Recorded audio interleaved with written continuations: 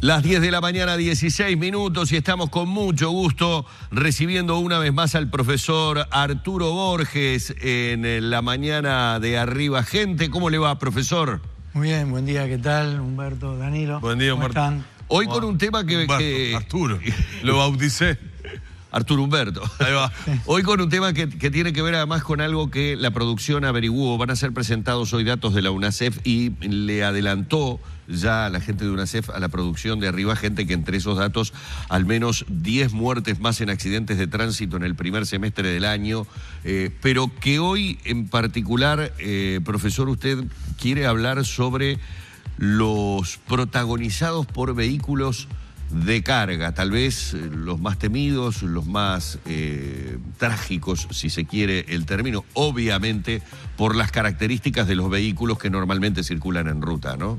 Sí, claro, sobre todo en el último mes, en los medios se ocupó muchas de las noticias policiales estos hechos trágicos. Pero nosotros tenemos que pensar que el transporte de carga ha sido una de las variables más importantes del desarrollo socioeconómico que ha tenido nuestro país de los últimos 10 o 15 años, ¿verdad? O toda la vida.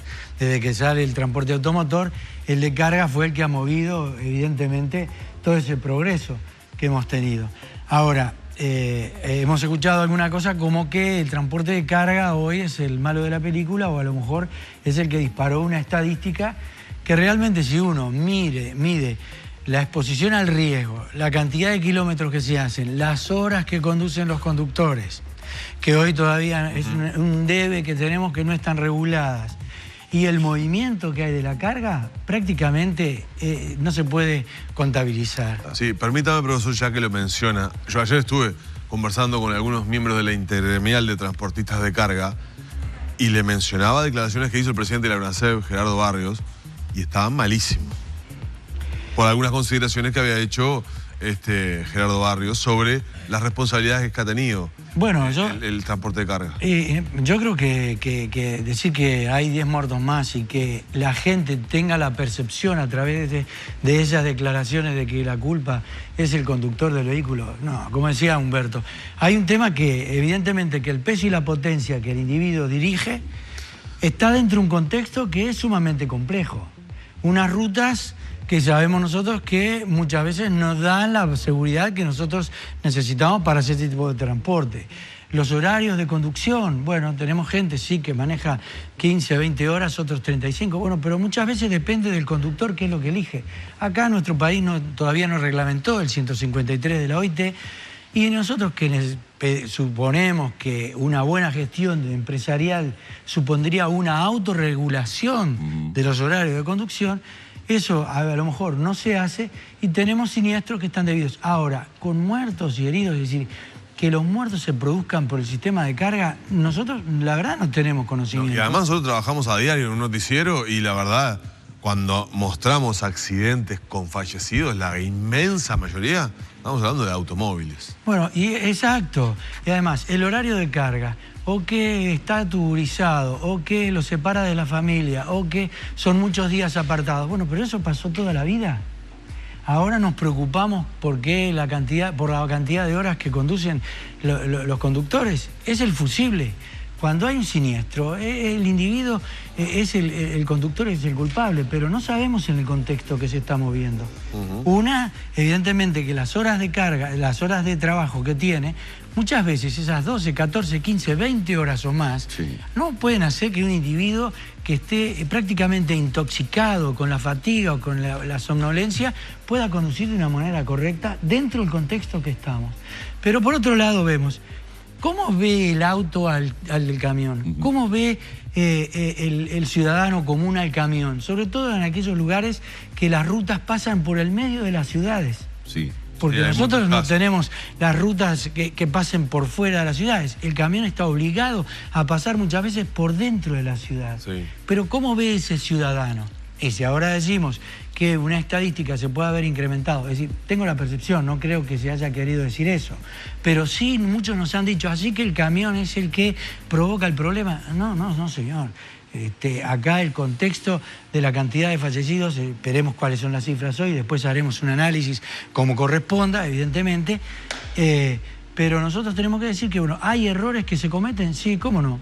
De parte de la gestión, muchas veces de la empresa, y de parte de la gestión que hace el propio conductor de su vida. Porque si nosotros vamos a establecer un horario de conducción, muchas veces el propio conductor, para tener una mejor entrada económica, pide más horas de manejo. O quiere hacer otro viaje por una cifra, que son unos pesos, que la exposición al riesgo que tiene, deja en la calle a su familia. Y esto es realmente que es lo que queremos transmitir. No podemos endilgarle al conductor del camión todo el peso de la problemática. Sí, claro, cuando hay accidentes con camiones, como decía Humberto, el proceso es realmente complejo por el peso y la potencia. Entonces, nosotros tenemos ahí una placa primera, señor director, donde tenemos los errores más comunes que encontramos dentro del sector de la conducción del transporte de carga. Uno de los errores que vemos, y lo vemos además también en otros sectores, es el uso del celular.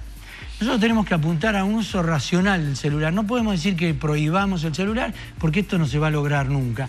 Además, el celular muchas veces es aquel que le puede indicar qué ruta está cortada, la idea de qué hora puede tener la carga, a qué lugar se puede dirigir. Por lo tanto, a veces el celular es una herramienta que bien utilizada puede funcionar. El tema es cuando uno ya se pasa del tiempo, más de ese minuto y medio, 2 de la conversación, que confunde al cerebro y pone al cerebro en una disposición, bueno, ¿qué hago? ¿Veo o escucho? Y lo voy contaminando. Profesor, le hago una consulta. Cuando usted habla del uso del celular, ¿habla del uso del celular en mano o está reglamentado, lo desconozco, la utilización del celular con el sistema manos libres? Bueno, en la ley lo que prohíbe es el celular utilizando una mano. Inhabilitar una mano, digamos. Pero la evidencia científica en el mundo entero dice que a partir del minuto y medio, aunque sea con manos libres, el cerebro ya entra en una situación donde es imposible que esa capacidad de atención dividida que tiene el ser humano no vaya una tarea en desmedro de la otra. Por lo tanto, inclusive depende del tenor de la conversación. Claro, lógicamente, sí. Esa es otra. Una discusión nos altera todo. Por lo tanto, inclusive después de colgar, el individuo queda enganchado en la conversación y puede ser de que la tarea que necesita el 90% de la información que entra por la vista, bueno, tenga el auricular o la mente focalizada en otra cosa. Pero eso para el caso de la atención de una llamada telefónica al celular. Porque no digo que sea el caso que aplique para el segmento que estamos analizando exactamente hoy, pero en la calle ves que van con los nuevos teléfonos inteligentes de pantalla táctil con las dos manos con el teléfono. Exactamente. Eso se ve. Exactamente. Este es un problema que inclusive que existe a nivel mundial, ¿no? Y algunos países que han puesto, por ejemplo, habíamos mostrado en algunas etapas anteriores, que ponían la vereda y había un lugar para aquellos que circulaban mandando mensajes. De alguna manera, semáforos para las personas que van mirando el celular y que tuvieran semáforos a nivel de piso, porque se sabe que la gente ya ni siquiera mira a ver si está en verde o en rojo el semáforo. Exacto. Volviendo al camión, ¿cuáles son los hechos donde tenemos la tipología del siniestro con el vehículo pesado? Es el despiste.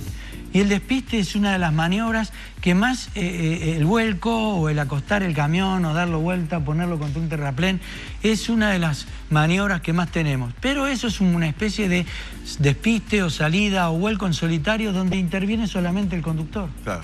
Ahora, muchas veces nosotros vemos y tenemos alguna imagen que hemos preparado, cuando un conductor va a cruzar la ruta, ¿de qué manera se pone a observar al camión que se aproxima?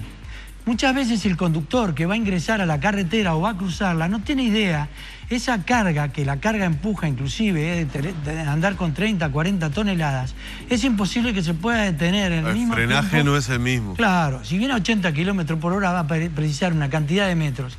Y eso es lo que a veces el conductor particular, el del vehículo de turismo, no aprecia o no se da cuenta que el camión no tiene la misma posibilidad de evitar esa situación que lo puede hacer cualquier otro elemento, otra modalidad. Entonces acá comparamos un vehículo común, cómo puede detenerse frente a una situación de cruce inesperada, y la otra, la que puede ¿hasta dónde llega el camión para poder detenerse, ¿no? Con una carga. Y el espacio a veces que podemos tener, es decir, un camión articulado ¿Qué posibilidades tiene de maniobra, de Claro. esquivar, de hacer una maniobra evasiva? Es imposible que lo haga, pero esto a veces el conductor no lo aprecia.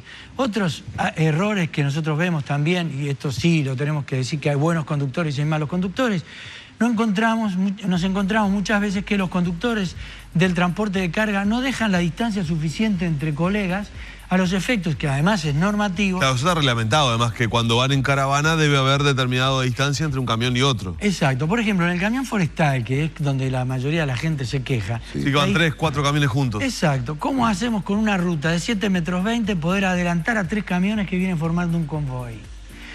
Y muchas veces después se adelantan o juegan carreras y traíamos un material que no se pudo pasar en este momento porque no tenía la calidad suficiente de cosas que hemos grabado o filmado en la carretera que da miedo. Pasarse o jugar carreras a contramano en rutas que no hay posibilidad de hacer alguna maniobra evasiva. Claro. Y la distancia son 100 metros. Ahora, muchos conductores no la respetan.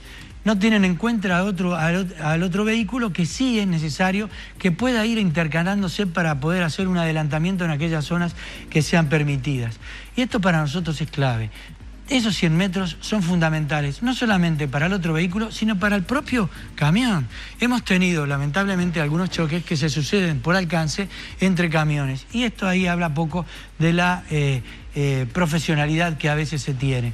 Pero, ¿de qué depende? Solamente de los cursos que nosotros podamos dar o que puedan asistir. Siempre, fundamentalmente, la decisión está en el propio conductor. Esta es la clave, es la actitud que nosotros necesitamos. Ahora, vivimos dentro o estamos en este sistema, dentro de un sistema complejo, donde muchas veces se le exige a un individuo que tenga muy pocas horas de sueño, no se le permite el descanso suficiente y muchas veces los empresarios creen que con eso tienen mayor productividad. Y el accidente y las enfermedades que vienen del ámbito laboral por este hecho, lo que hacen es disminuir justamente la productividad y producen un deterioro en el relacionamiento de los Claro. conductores. Y esto es algo que tenemos que entender. A veces la gestión de la empresa puede pensar que si el camión trabaja las 24 horas y no para absolutamente, se gana algún dinero. A veces nosotros hemos hecho algunas cuentas y al final del año terminamos perdiendo. Pero decir que el transporte de carga es el culpable de esta situación, nosotros no acompañamos esa opinión. Tenemos que convivir con él, las rutas no dan para el movimiento que hay hoy. Se nos había informado por parte de la ITPC un movimiento del año pasado de 109.000 o 110.000 contenedores sacados del puerto de Montevideo y una cifra parecida del puerto de Nueva Palmira, más un promedio entre 200 y 250 viajes que entran a las plantas de celulosa. Calculemos los millones de kilómetros que se están conduciendo hoy, la incidencia del siniestro realmente es mínima. Creo que tenemos que ir por otro lado. Profesor, un placer como siempre, que tenga una buena jornada. Muchísimas gracias, igualmente para ustedes, y como la otra vez saludamos a las madres, hoy saludemos a los padres A en los el próximo padres, muy domingo. bien. El profesor Arturo Borges en la mañana de Arriba Gente.